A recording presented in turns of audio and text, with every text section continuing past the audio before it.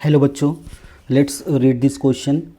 The question says a potentiometer is an accurate and versatile device to make electrical measurement of EMF because the method involves first option is potential gradient, second option is a condition of no current flow through the galvanometer, third option is a combination of cells, galvanometer and resistance and fourth option is cells. तो सबसे पहले यहाँ पे की concept को discuss करते हैं. यहाँ पे की कंसेप्ट यहाँ पे कंसीडर करते हैं हम लोग पोटेंशियोमीटर.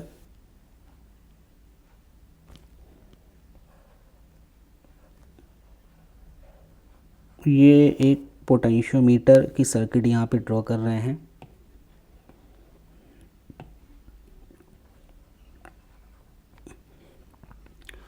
ये रियोस्टेट है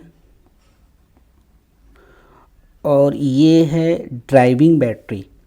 ड्राइविंग बैटरी मेन बैटरी.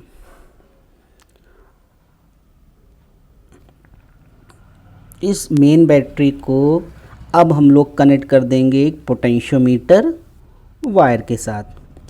इस पोटेंशियोमीटर वायर की जो लेंथ होती है वो 6 मीटर, 7 मीटर या 10 मीटर तक हो सकती है.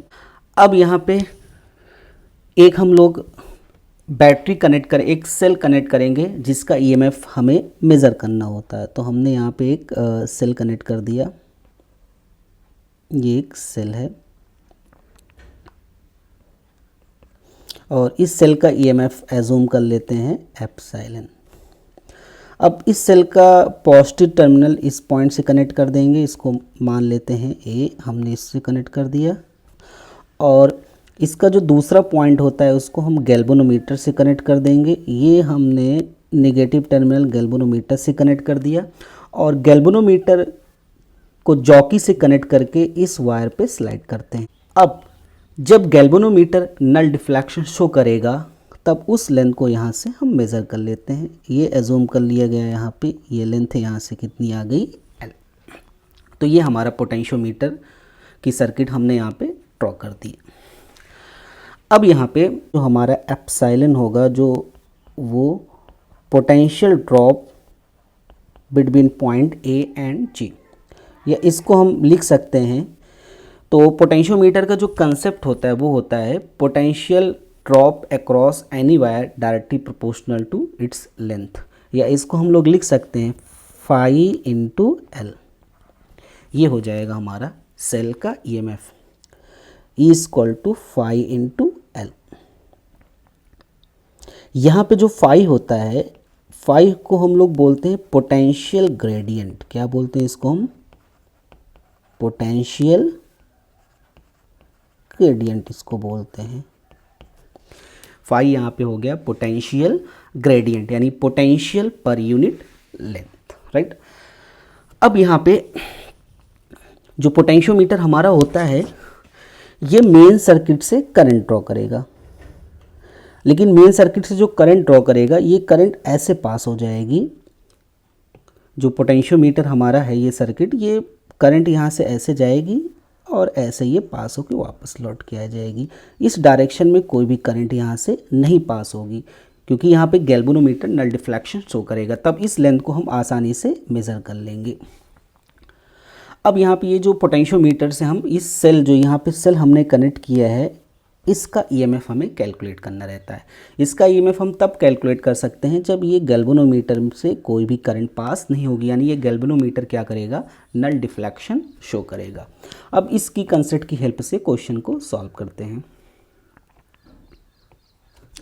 अब यहाँ पे ऑप्शन देखते हैं. फर्स्ट ऑप्शन कह रहा पोटेंशियल ग्रेडियंट, यानी यहाँ पे a potentiometer is an accurate and versatile device to make electrical measurement of EMF. तो हमें EMF को मेज़र करना है. हमें किसको मेज़र करना है? ये EMF को मेज़र करना है. और ये कौन सा मेथड इन्वॉल्व होगा? यहाँ पे 4 ऑप्शन दिए. सबसे पहला पोटेंशियल ग्रेडियंट, राइट. तो पोटेंशियल ग्रेडियंट क्या होता है? Potential per unit length. तो पोटेंशियल ग्रेडियंट से हम लोग potential per unit length measure करते हैं, ना कि ईएमएफ मेज़र करेंगे. पोटेंशियल ग्रेडियंट से हम क्या मेज़र करते हैं, पोटेंशियल पर यूनिट लेंथ, ना कि हम एक्सटर्नल जो कनेक्ट किया गया बैटरी सेल उसका ईएमएफ हम नहीं मेज़र करते। तो ये वाला ऑप्शन क्या हो गया, गलत। सेकेंड ऑप्शन है a condition of no current flow through the galvanometer.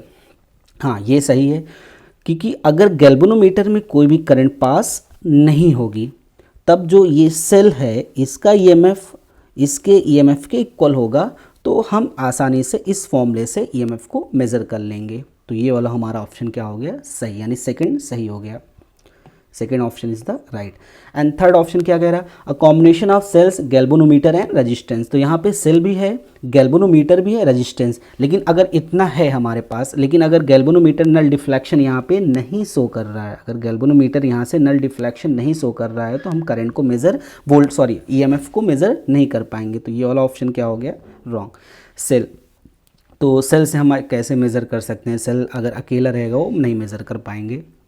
So final answer is second option, a condition of no current flow through the galvanometer, and second option is the correct. Hope you understood it well. Best of luck.